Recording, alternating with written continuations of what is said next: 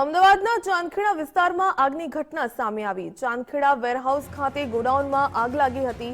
Fire વિભાગની 11 ગાડીઓ ઘટના સ્થળે પહોંચી। હાલમાં આગ પર સંપૂર્ણ કાબુ મેળવી લેવામાં આવ્યો।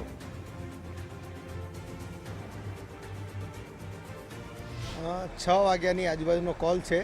એક ચેન સપ્લાય જે કંપની છે એનું ગોડાઉન છે।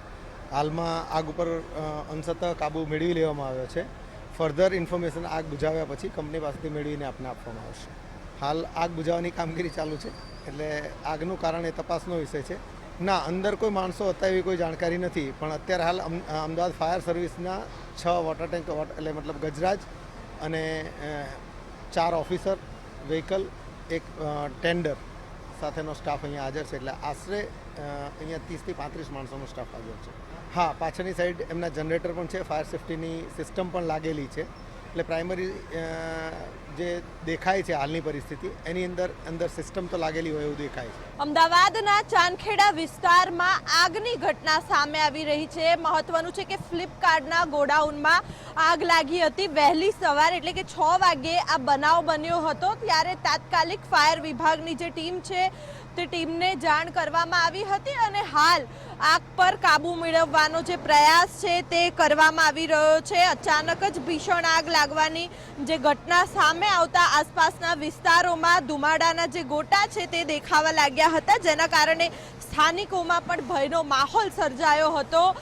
ગોડાઉનની આસપાસના પણ દ્રશ્યો છે હાલ કે અહીંયા લોકોનું જે ટોળું છે તે જોવા મળી રહ્યું છે અને આગ લાગતા જ જે ફાયર વિભાગની જે ટીમ છે તે તાત્કાલિક હરકતમાં આવી છે અને 3 કરતાં પણ વધારે જે ફાયરની ટીમ છે તે ઘટના સ્થળ પર પહોંચી છે અને ફાયર વિભાગની પણ 3 કરતાં વધારે જે ગાડીઓ છે તે હાલ આવી પહોંચી છે અને સતત પાણીનો જે મારો છે તે ચલાવીને આગ પર કાબુ લેવાનો જે પ્રયાસ છે તે કરવામાં આવી રહ્યો છે। મહત્વનું છે કે આગ લાગવાનું ચોક્કસ કારણ હજી સુધી જાણવા નથી મળી રહ્યું, પરંતુ ગોડાઉનમાં જે સામગ્રી હતી તેને નુકસાની થઈ છે। જો કે હાલ કોઈ જાનહાનિ સામે આવી રહી નથી, પરંતુ સલામતીના ભાગરૂપે ફાયર વિભાગના જવાનોએ તમામ જે લોકો છે આસપાસના તેમને સલામત સ્થળે પહોંચવા માટે પણ સૂચના આપવામાં આવી રહી છે।